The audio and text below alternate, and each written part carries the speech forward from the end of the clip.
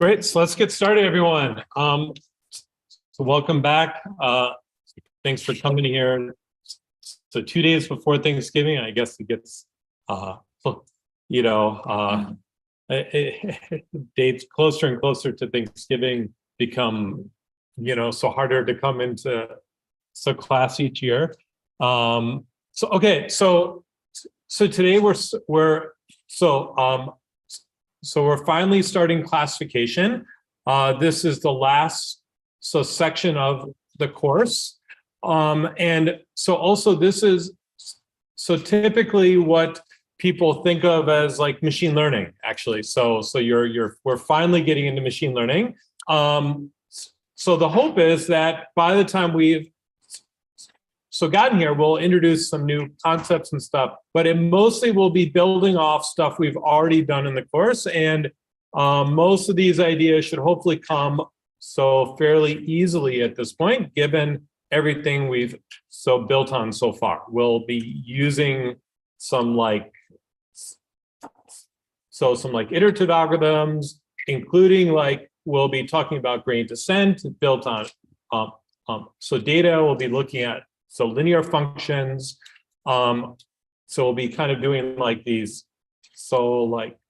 polynomial expansion techniques and extending them. And so probably if you hadn't seen this sort of stuff earlier in the semester, this would be much more complicated, but hopefully this will kind of flow pretty naturally from the stuff we've already done. So just to kind of, to put this in context, so we're gonna, the next 4 lectures are going to be on classification. So the point of the lecture today is basically just to define what the model is, right? So define the linear classification problem. And so once you define it, the answer is pretty much going to be you're going to run gradient descent to solve it, right? So there's implicitly be an algorithm we've already seen that we're going to repurpose, for this. Then the next lecture after Thanksgiving, we'll actually see another simpler, simpler from first, from first principles algorithm. Called the perceptron algorithm. What we'll think of today, we'll write down the formulation, and then we'll say, okay, you can run gradient descent to solve it. And because you guys all spent a lot of homework for actually doing that for regression, we're not going to redo it. Hopefully, if you did, it would be easier to do it with classification. But I think kind of was very cool what you did with this for regression. It's basically the same thing with classification, with a little bit different way of kind of writing down what the cost function is. But that's going to kind of be left kind of so without re-going through the details, the perceptron algorithm is going to be kind of a much kind of, you'll be able to see kind of through us kind of simple examples how this classification actually works. So this will be kind of a cool algorithm we'll see next Tuesday. And then up to here is going to be what quiz 6 is going to depend on, right? That's the last quiz. These last 2 things might show up in homework 5 in the final, but they won't show up on the last quiz just for the, how the timing of everything works. The kernels and SVMs lecture will be kind of looking at how to extend beyond the linear classifiers, and kind of this dual version of these things, a different perspective of the linear classification. And so this is kind of for a long time, this was the dominant thing people use for classification because it fits so well with gradient descent. You could set up a convex formulation, and then you knew gradient descent would guarantee it would kind of work as well as possible. And then the last lecture, we'll talk about kind of a more diverse set of classification approaches, including neural nets and decision trees. And we're not going to completely get into things like so deep learning and like random forests, but these are the basis for those things, right? So I will mention, okay, so the kind of probably the two most powerful approaches for machine learning nowadays that are often on very hard problems with lots of data doing the best are probably deep neural networks and so random forests, and those are extensions or kind of the larger version or the more complicated version of these two sort of algorithms. And so we'll give you the foundation and we'll explain how to extend to those algorithms. But, frankly, learning those in this class at the kind of the level of detail we've been going into is not really going to fit into the pace. And if you take an advanced machine learning class or so there's like a deep learning class, it can go into these in much more detail. In fact, to use deep learning, there's probably a lot more sort of engineering that has to go into it. There are a lot of choices you have to make using, so random forests, which is like extending decision trees, is great in that it can do well without having a lot of knobs to tune. When there's a lot of structure in the data, it doesn't necessarily work as well, but if there's, then neural nets can be tuned to it better, but decision trees work in kind of these, you can work almost, or the random forest can work almost out of the box without too much tuning on a lot of problems. All right, so you'll get insight into those in the last lecture. Okay. All right, so that's the plan. Also, homework 5 is out. So this is on clustering classification. It is my hope that this homework is not going to be as challenging or as time consuming as homeworks 3 and 4.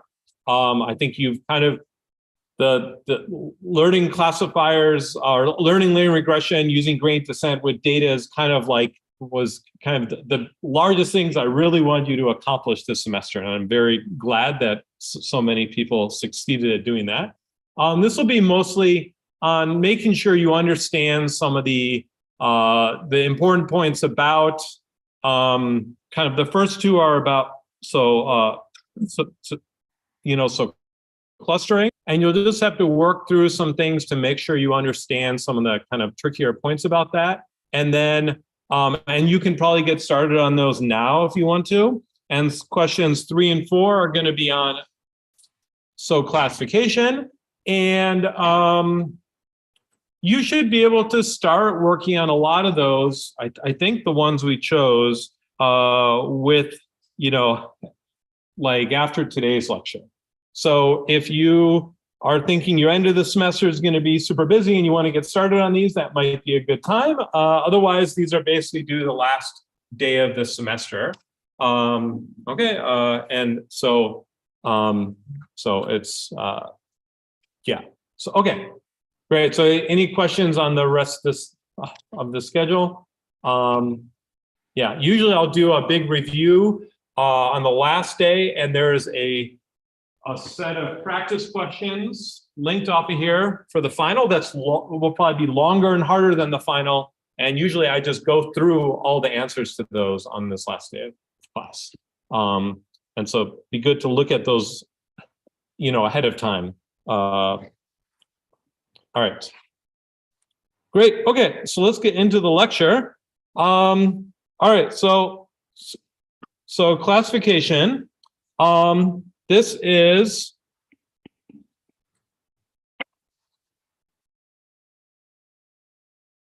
okay. So this is where a problem where the input is going to be x, y, and this is going to be a subset of R D cross -1,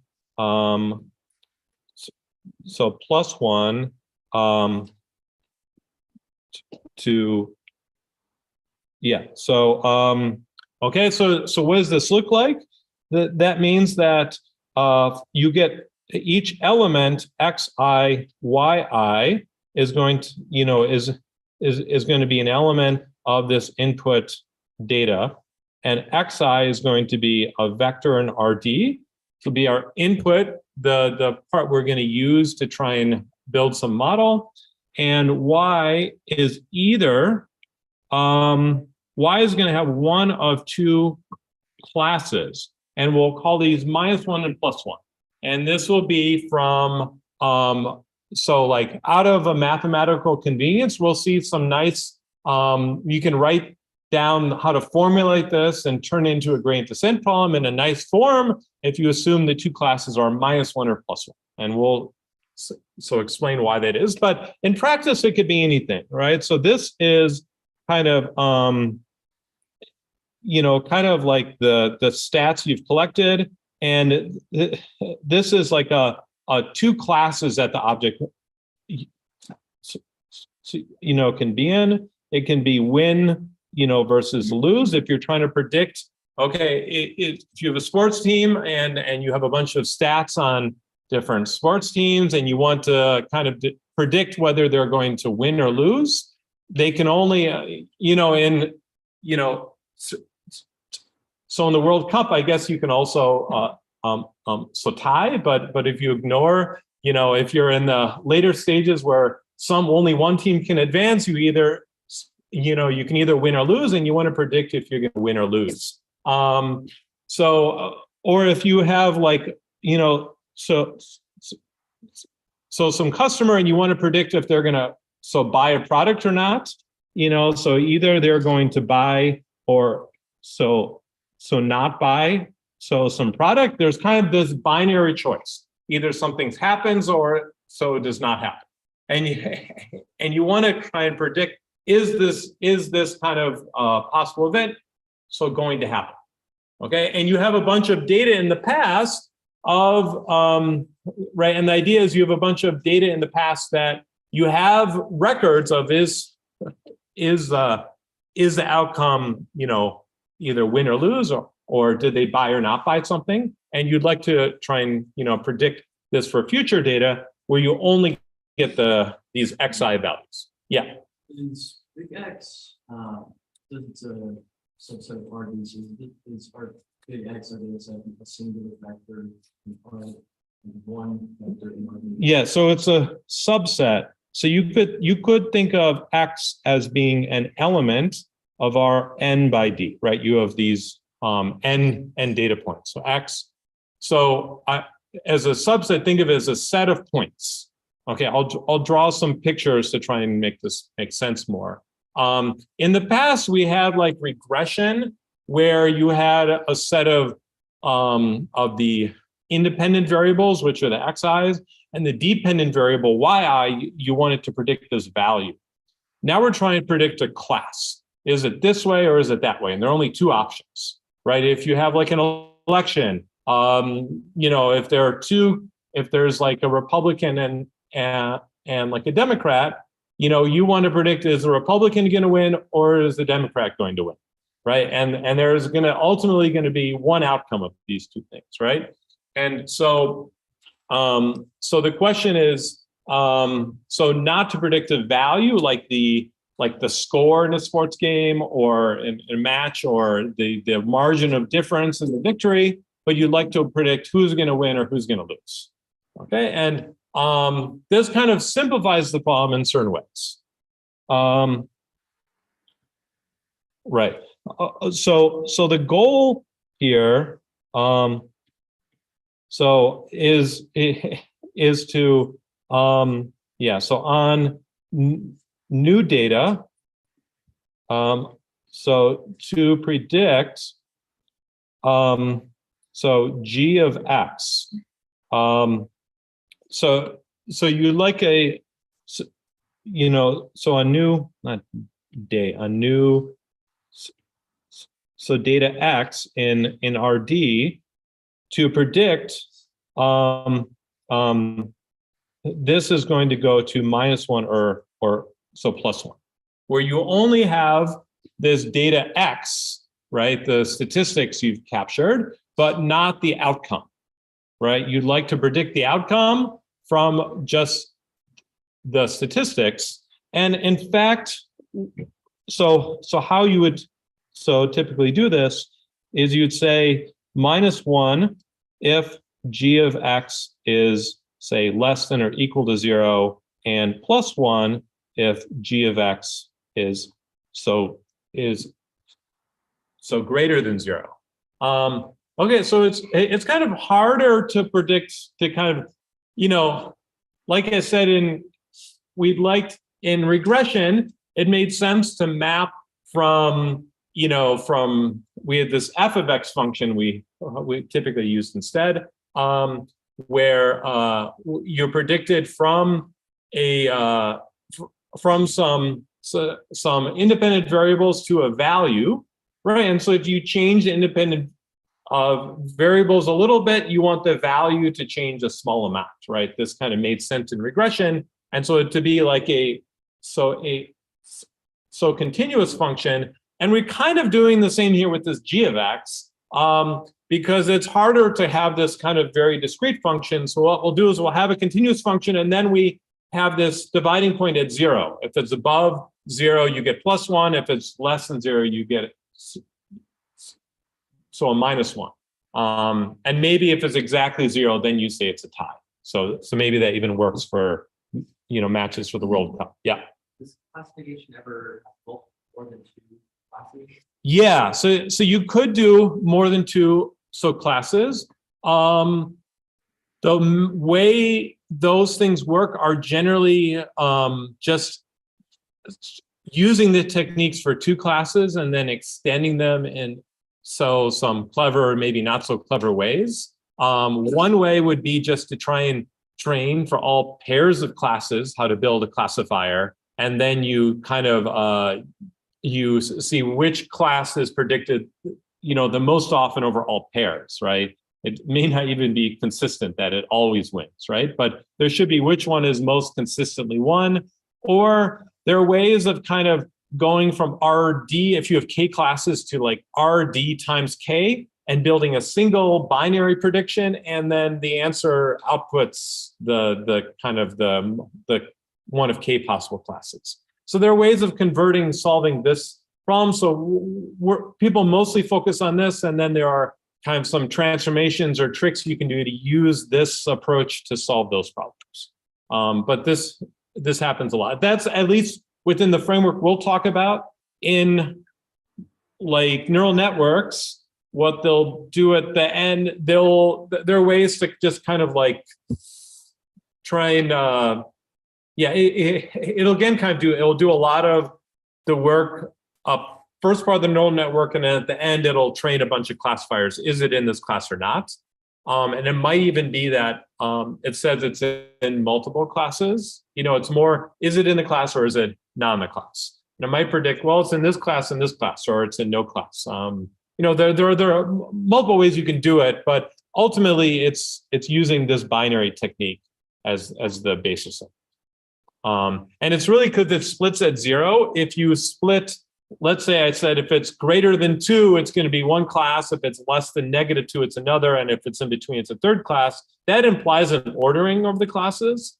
Maybe with a tie, that makes sense. But with a by the product or not by the product, that, or by this product, that product, or this product, the ordering might not make sense always. So if you're doing that directly, extending this approach, then you're kind of adding some weird ordering, which may not have ties to reality, and it'll be harder to model that, as we'll see. Okay, is this like a probability? There is a way to kind of like with. So there's a question on the chat. Is this like a probability? There is a way to tie this to a probabilistic notion, though similar to how we said, the linear regression is like you're on this line and then there's kind of some noise and then you want to find the maximum likelihood estimator. There is a way to interpret it that way. We are not going to get into that in this course, but do not view this as a probability itself. There are other ways to kind of think about the probability something is classified one way or the other. we're really not going to totally get into those, but I'll give a little bit insight into how much to trust the classifier at some spots. Yeah. So okay. All right. So this is the goal again. It's to generalize onto new data, and this is a supervised problem. You know, this is going to be so supervised. That means it has data X, and so the label so Y also, which means that we're going to be able to kind of evaluate how well this works by kind of doing, you know, it means we can do some cross-validation to say how well is this working. We can hold out some data, train on the data we didn't hold out, train a choice of the function G, and then on the data we held out, we can see how well it actually does. And this will allow us to kind of assess how well it's doing. And if there are parameters, we won't really talk so much about when we need parameters here, at least not for a while. But if we have parameters, we can also tune the parameters with cross-validation as well. Whereas clustering and dimensionality reduction, we didn't have the label Y, so we're just finding the structure of the data. Now we're relying on the label. So we're trying to predict this label. All right. Okay. So what we want to do is to build a linear classifier. Okay. So we want a linear classifier. That's going to be a function G, and this is going to be encoded in this function G, which is going to be from, you know, from X, Y. This is a subset of RD cross -1 + 1 again. And it's going to be go from RD to -1. So +1 here, or actually, you know, to R to the real values. And then again, G of X equals -1 if less than 0 and +1 if greater than 0. Okay, so we're going to do a linear classifier. And so what is that going to mean about G? So by a linear classifier, this is going to be in the restriction on the function G here. So mathematically, what do we remember about linear sort of these processes? About linear regression or linear dimensionality reduction. What is the kind of key thing that's going to happen here? No. What was the key operation we're going to be looking at here? What is G of X going to look like? G, I'll say, we're going to have some parameters that we're going to learn for G, right? That's going to control the classifier. And what is this function going to look like?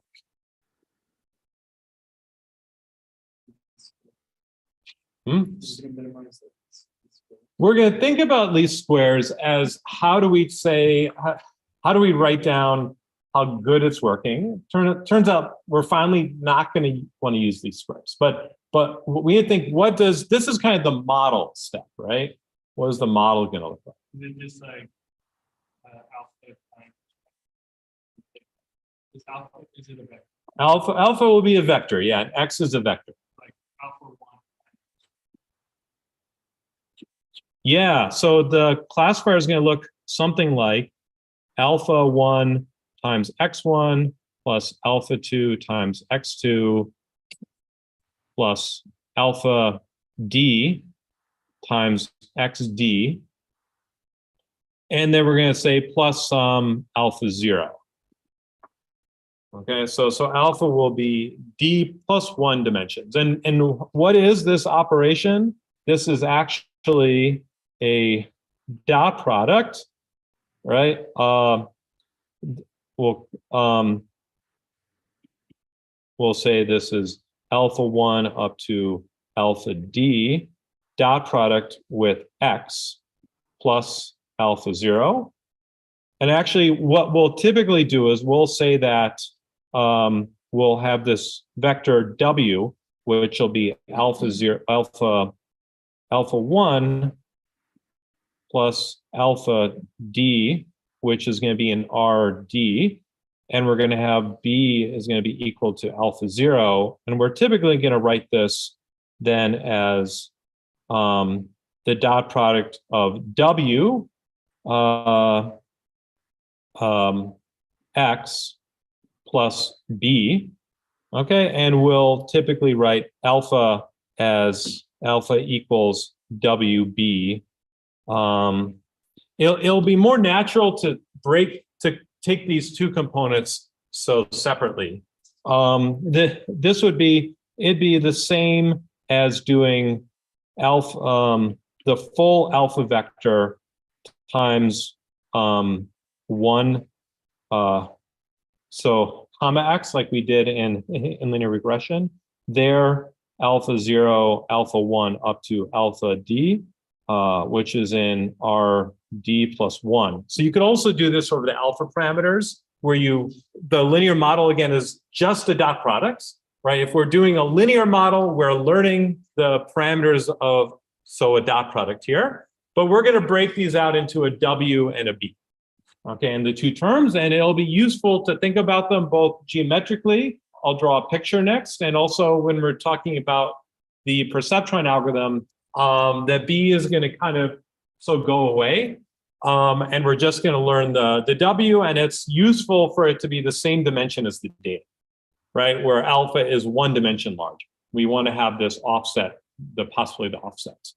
Okay, so a linear model classifier is when this g function is just going to be a linear function of the data.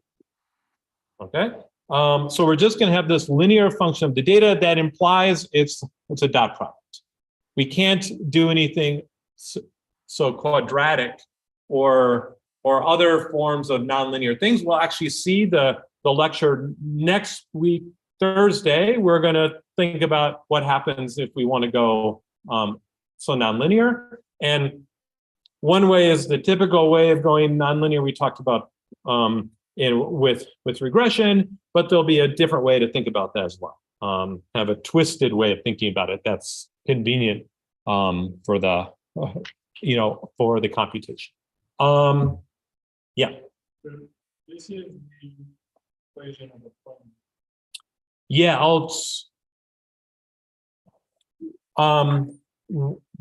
what we'll see is that when you set this equal to 0, it's going to be the equation of a hyperplane. Okay, and I'll draw a picture, and hopefully this becomes clear. Yeah. We will also enforce that that w is going to be equal to norm of w is equal to 1, and then b is going to be in some real value. So it'll be useful to think of w as unit vector, so it's only capturing the direction, and there's some offset parameter can deal with the scale. If you could solve for alpha that is going to take on any value, and you can always convert it into this form without changing where the 0 is. And I won't go through the algebra so much, but you can always reduce it into this form. And so maybe we'll do that when we talk about the perceptron algorithm, it might be useful to kind of go through why you can do that. But it'll be useful this is a nice way of thinking about it. All right, so let's draw a picture here. Okay, so let's think of now where this is R2, and we're going to draw some points. Let's do some points in R2.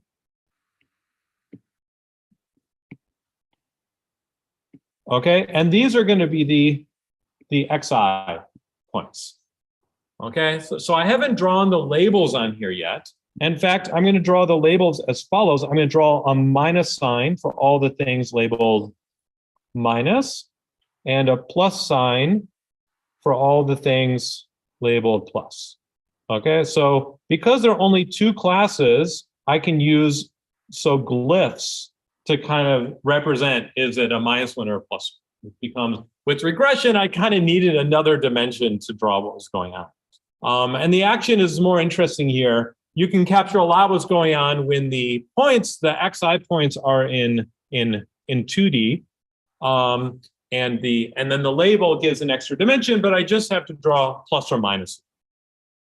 Okay, and so now I'm going to have a so now I want to, the reason you want to so I'm going to now draw a possible classifier. Okay, so let's draw it like this. Okay, so this will be how you often think of, it's a little, actually, let me shift this a little bit. Shift where the origin is. Okay, so so I'm going to draw a classifier, and we'll think of this as a decision boundary. We'll see where this arises. And this classifier is going to be described by these two parameters, right? So we have W and B. And remember, W is going to be a vector in RD. And so in two-dimensional vector, so it's going to be a unit vector, W, and we'll point it in this direction. And the way to think about this is actually the normal direction of this line. Okay, so this is a vector in RD. And then what is B? B is, if I look at this normal direction, I look at the normal direction, and I look at the distance along this normal direction until I hit this line. This length is going to be B. This is the offset. Okay, so why does this make sense? Well, I want to assign a value to this plus point. I want this to be either greater or larger than so 1. So G, if this is, let's start here with this xi. So G of xi is going to, again, remember, is the dot product xi plus b. Okay, the dot product with W, right, is going to be a value which is, the dot product here is going to be along this line here from it's right. If I go from the origin, it's going to be the distance from in this direction, right? If I project onto this direction W, I can think about this length here. And it's the W is pointed down, so that's going to be a value which is negative. Okay, so that's a negative value, but then I get to add an offset. I'm adding B. And how far do I add? So, and B tells me, well, I could be a little bit negative, like this point down here. It's going to have a value which is a little bit negative, but if I add the offset B, it's again going to be positive. Okay, so it's kind of right. So of a value, so a point up here is going to be have a positive value for the function g of x, because even though it's on the other side of the normal direction, once I add the offset, it's still value that's so going to be positive. Okay, and so the linear classifier is one that generates a line in the space of R2 that's separating, trying to separate our guess of the positive values from the negative values.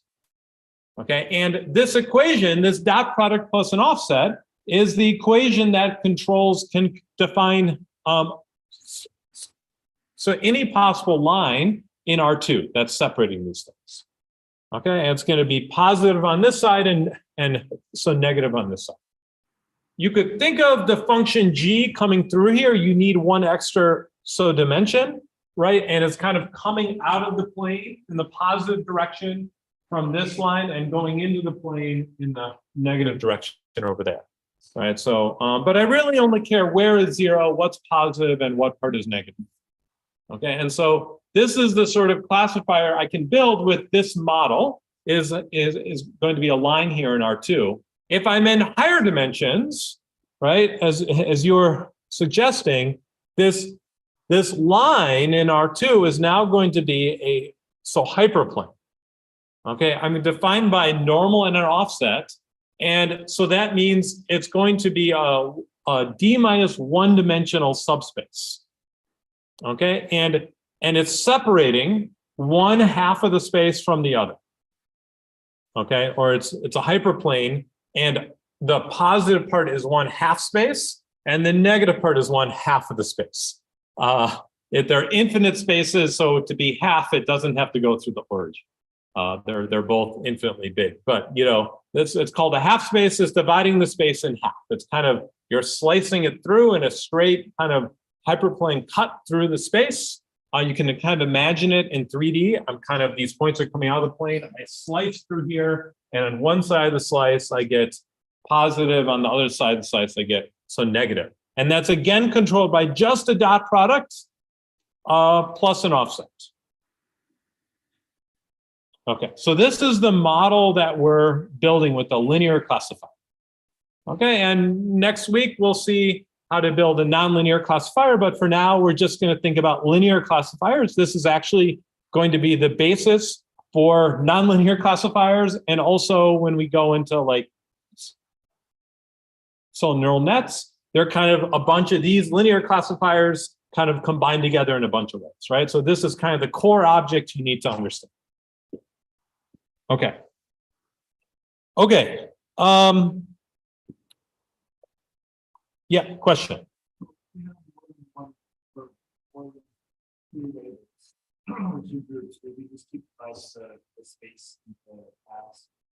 Yeah, so you would, again, what you would probably do, the simplest way to approach this is either to try and learn each class from everything else, one versus all, or you learn all pairs of classifiers and then you vote.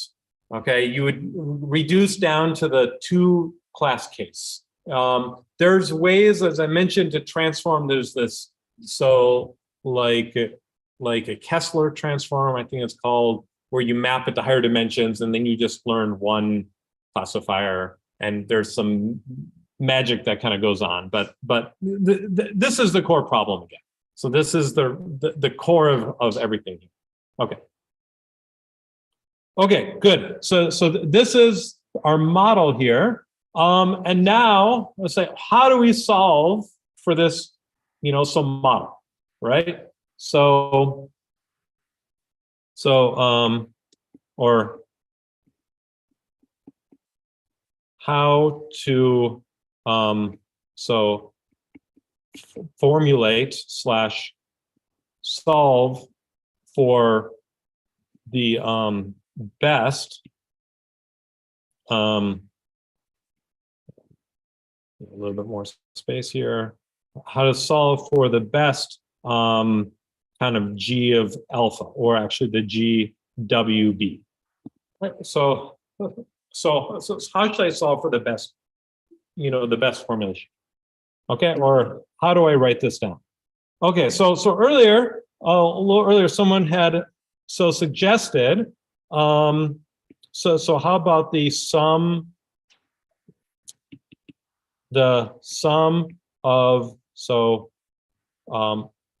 squared errors? Okay, right? So this is the natural thing we've done all semester long. We've written down some sort of cost function, f of alpha, right? Where, again, where alpha is W and B. So concatenated, where you can say X, or maybe you wrote it down as XY of alpha, right, was going to be the sum over XI and X times G of, say, alpha, where alpha is WB, XI minus YI squared, right? So this is a pretty natural thing to do. This is what we did for regression, in fact, right? So could we use this sum of squares, version or something like this? Okay, so this is a pretty natural thing to think of doing. What is this doing? It's saying I want actually G of alpha. So if this gets like zero error, if we have zero error, then we would have G of alpha of Xi equals +1 if Yi equals +1, and G of alpha Xi equals -1 if Y of I equals -1. Right, let me make it a little bit more clear. Right, so ideal, this is the ideal sort of setting. And so in the ideal case, if we can fit this with zero error, then doing this would be fine. In fact, sometimes in neural networks, they actually use the sum of squared errors classifier, because there they can actually fit stuff with zero error. It's more parameters than there are data points. And so sometimes this classification is fine, but for linear regression, in the general case where you have more data than parameters, which we'll be mostly thinking about, this turns out not to be a great thing to do. So this has some issues. Okay, and so let me try and draw an example here of what's going on. Let's say that this is RD, right? So this is X, and now we're going to draw, this is R, and this is representing the Y quantity. So this is XI is an RD, YI is an R, but really there are two interesting places here. There's +1 and there's -1. Okay, so imagine that we had a bunch of pluses up here, right? All the pluses were at +1. Okay, and all the minuses were at the value of, -1. Okay. All right, so this is the plus value for Y. This is the -1 value for Y for the -1s. And now if we fit a function G through here, what's going to happen? Okay, we're going to try and fit a function G that has small error on as many of these things as possible. We want to look at the residual between the true value, right? Minimize the sum of these squared errors, right? So this is like Ri. If this is Xi, Yi here, then Ri equals X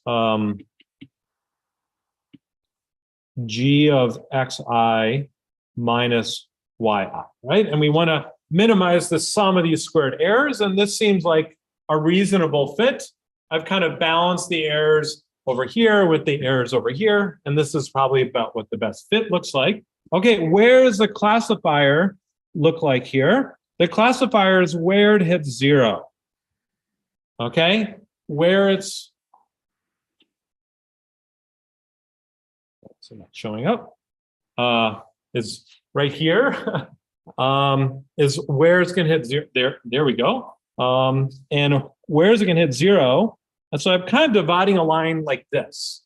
This is where the classifier, this is G of X equals 0, is at this spot right here. Okay, and I've misclassified two of the points. Two of the points are misclassified. I predict that this plus point is actually going to be a minus point because the g of x value is negative. And there actually existed a perfectly good classifier I could have chosen right here, right? I could have chosen the classifier right here, which would have been a perfect classifier, would have gotten everything right. So this sum of squared errors is somehow not giving me the best answer, even though there is a perfectly good answer here, right? So this is not quite the right formulation. I really care about where is the 0 point, where is the classifier boundary, not how well is this function doing at approximating +1 or -1. All right, so it's not quite the right formulation. If I have enough dimensions where if you're in really high dimensions that you can actually, there's a lot of flexibility in this. I can go through every point. It should work fine, and it'll be able to realize this ideal case. But if I don't, then I'm gonna not quite do the right thing. Okay, so the good thing about this is, right, there's this closed form solution I could use for linear regression. I'm not going to have that here because of this. It becomes more combinatorial. I have to, okay, so instead, what I would like to do is the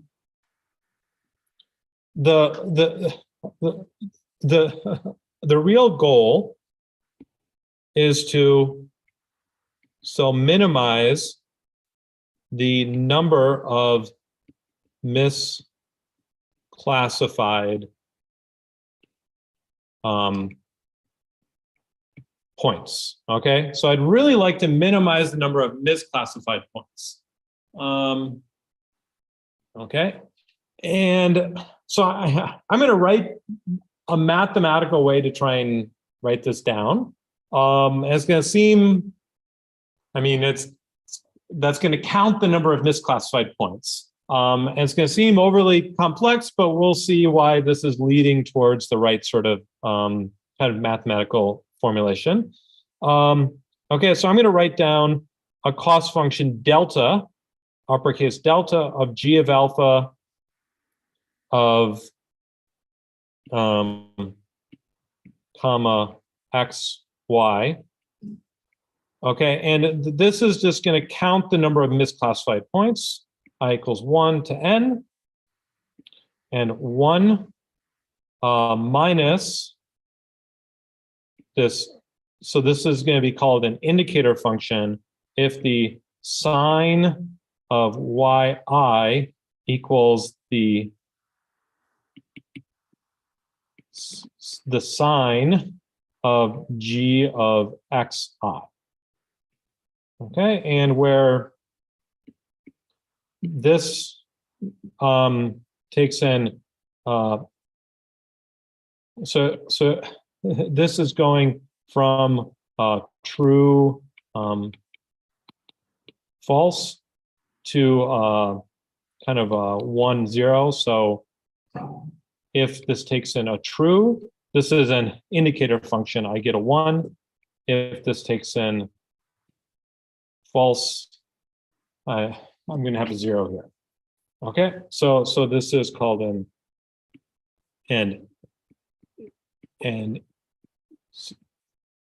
indicator function. Okay, so I basically want to count the number of misclassified points, and this is kind of the formulation I would like to solve here.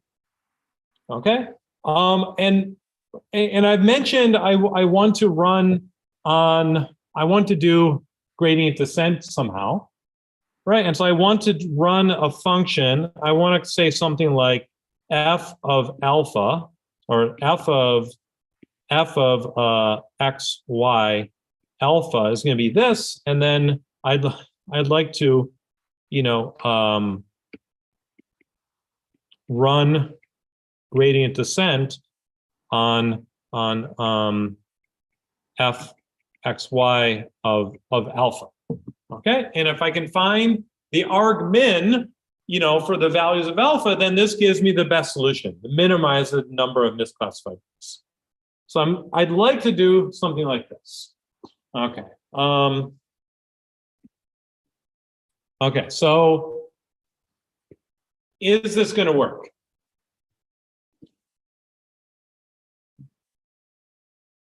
Yeah, so you're shaking your head. Maybe it was a leading question, but okay. So why do you think this won't work? Okay, yeah. So to run gradient descent, we need two things. Can you find the gradient? Yeah. So yeah. Can I find a gradient of this function? Yeah, so it's a little bit hard to see in this form. We'll rewrite this in another form. Will be a little bit easier to see that. But the gradient of this thing is either going to be constant or it's going to be undefined. So it's either going to be constant or undefined, which is so not good. Okay. If I look back at this picture, right? If I have g of x here and I move it slightly, it doesn't change which points are misclassified, right? So I can change the parameter here slightly, and I'm getting the same solution. And so my count of how many things are misclassified doesn't change. And then all of a sudden, when I cross over one of the points, all of a sudden it jumps. Okay, so at that point, it's undefined, and everywhere else, it's a constant. So it doesn't tell me which way to go. So this isn't very useful. The other thing we would like it to be is if it's convex, right? If it's convex, then it means, well, if we could run it, maybe we can't run it, but it's actually a convex function, so we know that it's going to kind of if we could somehow run it, that it would converge to like the global optimum. So it's also not convex. So it's not going to be convex either, which means even if we did manage to run this, and there might be some local minimum. Okay, so there might be some local min, which means that it's going to be a combinatorial search. We have to check a bunch of local minimum. How many might there be? There could be a lot. Okay, so this is what we'd like to do, but we can't run really gradient descent on this. Okay, so we're going to take a small break. And then when I come back, we're going to reformulate it slightly so that we can run gradient descent. That's going to be our goal. Not quite on this, but so something similar.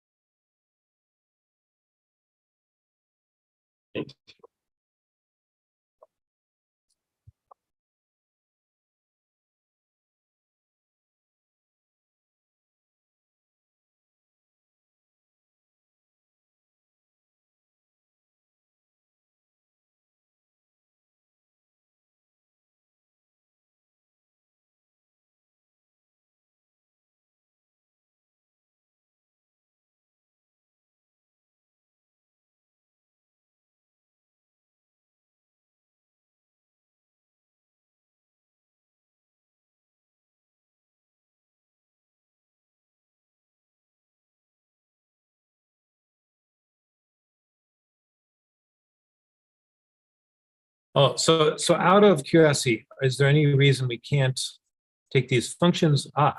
Yeah. So in the case of regression, that's exactly what we did. So in the regression setting, we basically did take the way we found that closed form solution is we basically wrote down the function, took the derivative, set that equal to 0, and then you solve for that. And that's where that came from.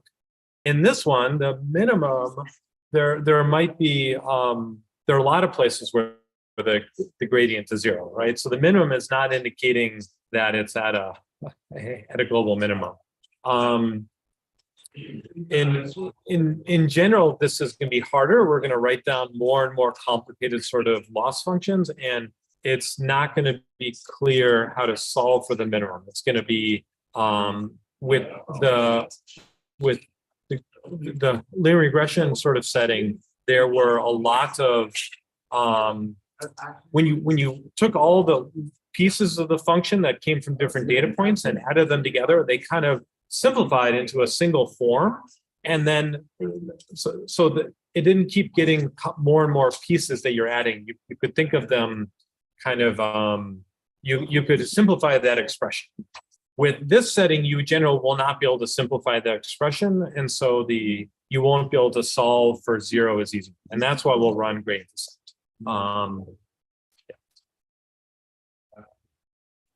Yeah, right. And the reason there's not a closed form solution is because when you're going to write these down, it's not going to be easy to it's not going to have a simple expression for where the gradient is 0.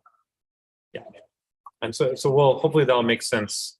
And you'll get some insight into that in a couple minutes when I write down what those expressions are.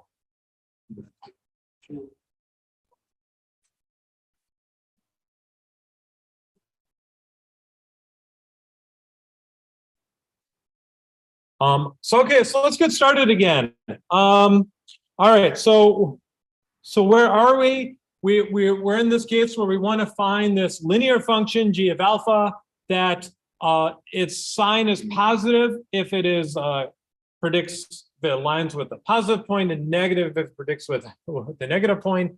We're going to count the number of misclassified points and run gradient descent, but this function is not have a really nice gradient definition, and it's not so convex. So what we need to do instead is take this delta function and kind of replace it with like a proxy, something that's going to look kind of like the delta function, but it's going to have nice gradients and is going to be so convex. Okay, so this idea is these. So what this is often called is the loss function, okay? And so this is going to be kind of our cost function. We've called it cost function before in other contexts.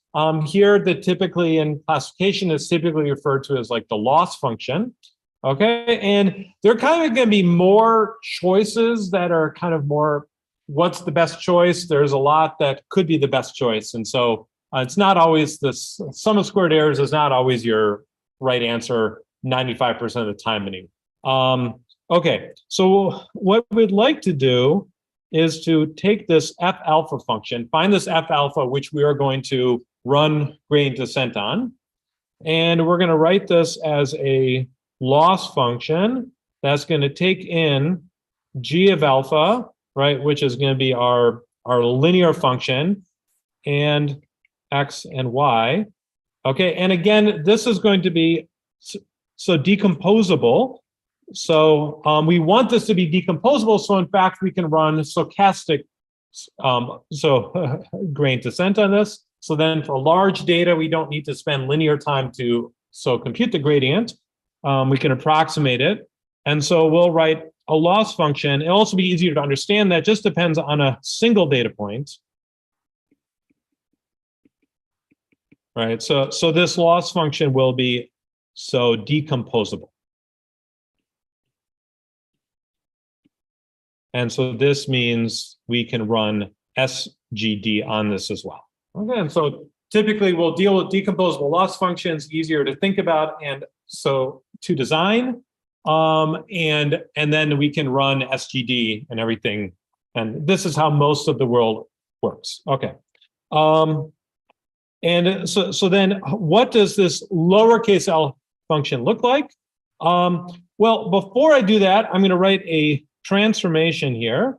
I'm going to write this instead as I equals 1 to n, right? As L of alpha of zi, Okay, and the trick is that Zi, which is represents the ith data point, is going to be y of I times g of alpha of x of I.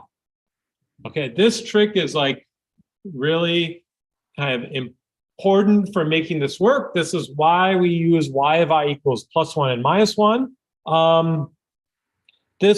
This transformation, thinking about it in terms of, instead of thinking about yi and xi separately and the difference between them, what I'm doing is I'm kind of able to treat the positive and the negative cases equally now. I can treat them the same. Before, if we did the squared loss, we kind of did that before. If it was too large or too small, well, I took the residual and I squared it. So it didn't matter. I did y of I minus g of x of I or g of x of I minus y of I. Because you squared them, the sign didn't matter. This is a different trick for kind of dealing with the sign. Basically, if g of x is so, if g of alpha of x is greater than 0 and y of I is greater than 0, then z of I is also greater than 0. I have a positive thing times a positive thing, right? Similarly, if they're both less than 0, z of I is also positive. Those are both the good cases, right? If on the other hand, g of alpha of xi is less than 0 and y of I is greater than 0, so this is a mismatch, right? Then z of I is less than 0, right? It's negative, right? So if the signs don't match, it's negative. If the signs match, it's positive.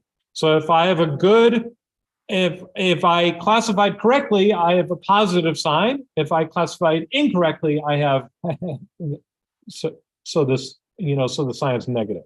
Okay, so another way of thinking about a z of I is if z of I is greater than 0, then classified so correctly. If z of I is less than 0, then so misclassified. Okay, so this trick here is kind of important, is going to make the math a lot easier. Okay, so this is kind of an important trick. Okay, so now I can write my loss function as so then I can design my loss function to operate on z of I. Okay, and so in fact, I'm going to write it as you might write it as n of f of I alpha, right, where f of I alpha is equal to some loss function z of I equals y of I. Make a little more space. G of alpha.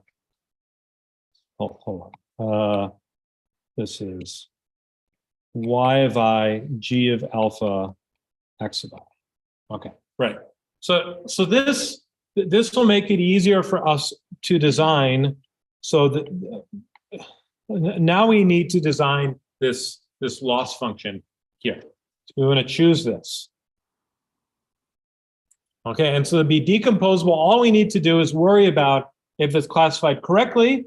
It should be it's going to be positive. If it's classified incorrectly, it's negative. Okay, so if we think of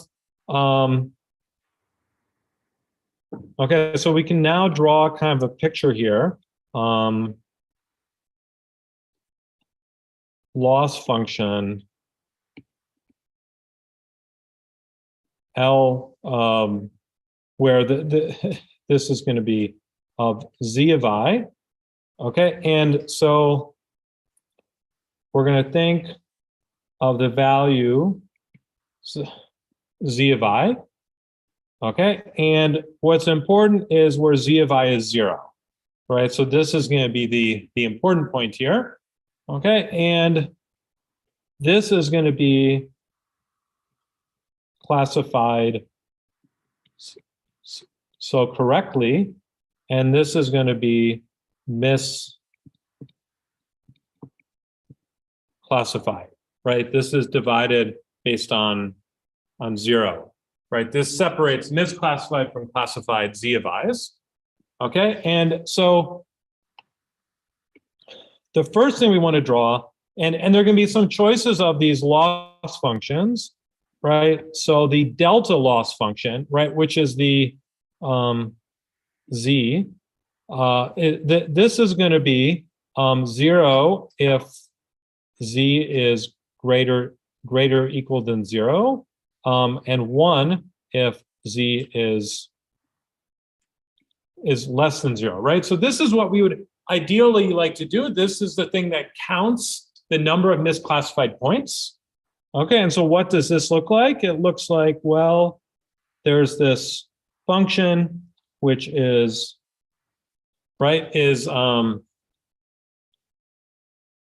if I look at the y value, this is, the output of the loss function, and this is the value where it's 1, right? So if it's negative, a z value that's negative, then I get a cost of 1. If it's 0, it's a cost, or if it's greater than 1, it's a cost of 0, right? So this is the delta function here. Okay, and you can see that this is not and I want to sum up a bunch of these things and find the minimum based on some parameter, right? And it's a linear transformation to get to the zi's. And this is not convex. It's got this piece here. If I were to draw a line between these 2 points, it would pass through the function. So this is not a convex function. The gradient is either 0 or it's undefined. Okay, so I'd like to approximate. Yeah. Okay, should the greater than and less than be swapped in the delta expression? No, I think it's fine here. If zi is greater or equal than 0, then I get a cost of 0. And if it's less than 0, right, I get a cost of 1. So I want a cost if it's negative. Negative means the sign of g of alpha of x mismatched y of I, right? So it's if there's a mismatch in sign, yeah, I get a cost. Yeah, great, good. Okay, so what we like is a convex approximation of this function here, okay? And there are going to be a number of different versions, and let me just kind of start going through these. The hinge loss, okay, is going to be a function where L is going to be is going to be equal to the max of 0 and 1 minus z. Okay, so what does this look like? Okay, what does 1 minus z look like? Well, when z is 0, that's going to be right here. I get a value of 1. And as z equals to 1, I'm going to get a value of 0. And if z is greater than 1, if it's 2, it's going to be negative, so they'll take the max, it'll be 0. So from here, it's going to go like this. And otherwise, it's going to be a linear function like this. There's this hinge point, right? So the hinge point is at z is equal to 1.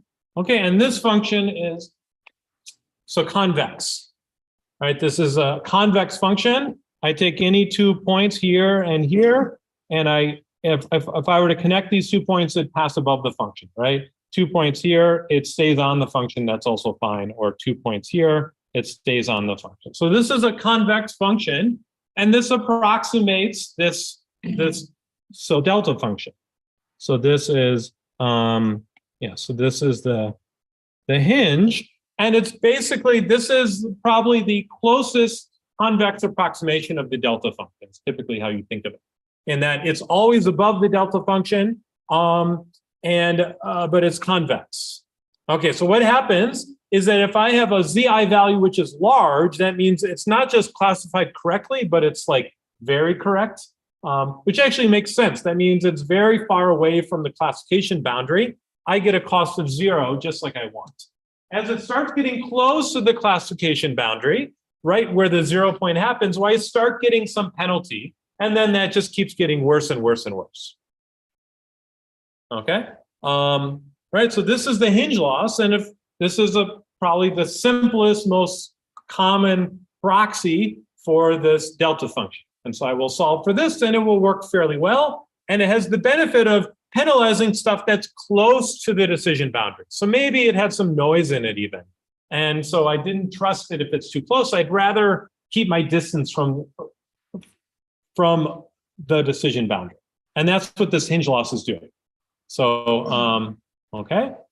The downside of the hinge loss is that the gradient, the derivative, is not defined at the hinge point. The hinge point, here, the derivative is not well defined. I could define it on one side or the other. So it's kind of, it's not so bad, but it's annoying to deal with. You have to deal with this case statements, not just the case statement, but I have to kind of deal with this hinge point. In fact, this leads to some issues similar to if it's not strongly convex, when you have these points. It'll converge a little bit more slowly than if I had something that was rounded instead.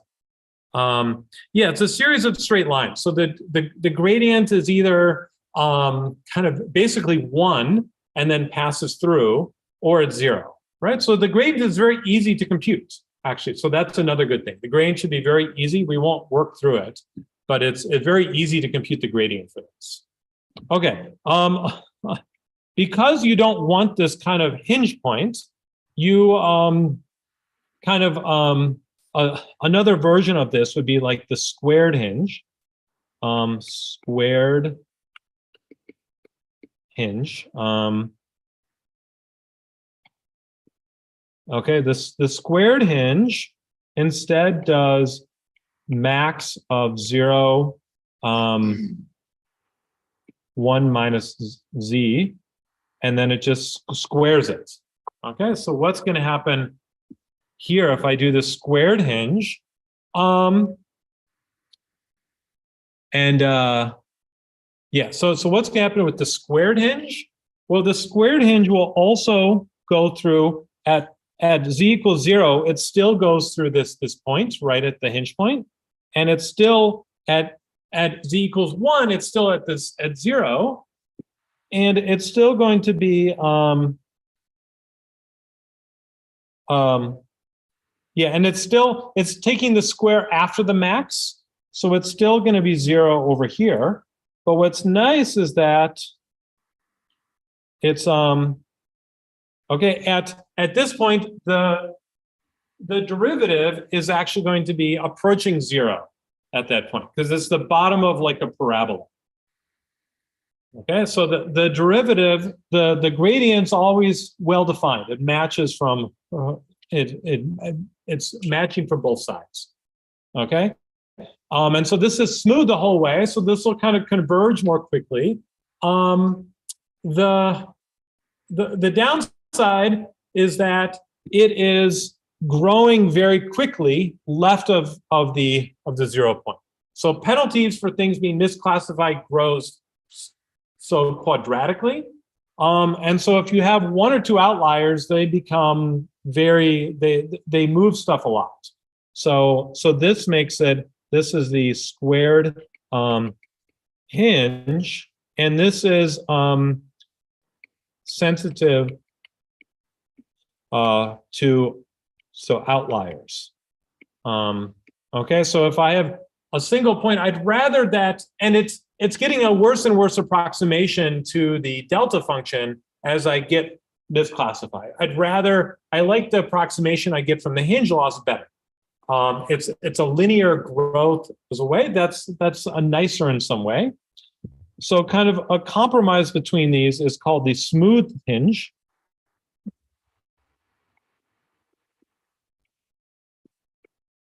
Okay, and this is a little bit more complicated. This is, I have to write down a case statement instead of just taking the max. The max is encoding a case statement basically, but it's 0 if z is greater than 1. It's if it's going to be 1/2 minus z if z is less than 0. Okay, so what's happening here is that over here it's going to be flat, same as before. It's 1/2 minus z, so it's a line, but the slope is no, that's not right. The slope is it's 1/2 minus z, so its slope is 1, but it's coming off here. Okay, so it's chopping off the top here. I don't have a full penalty if it's close to if it's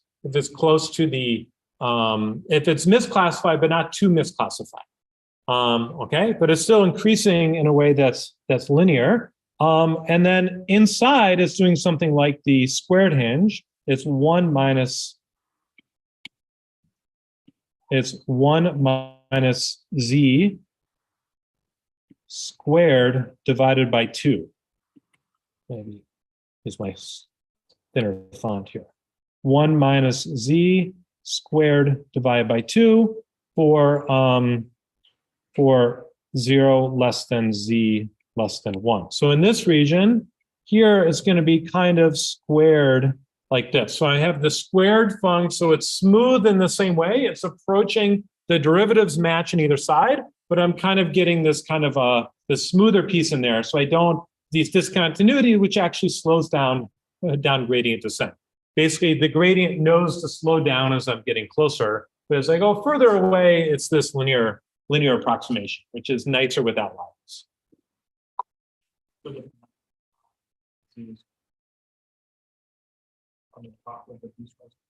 Yes, great.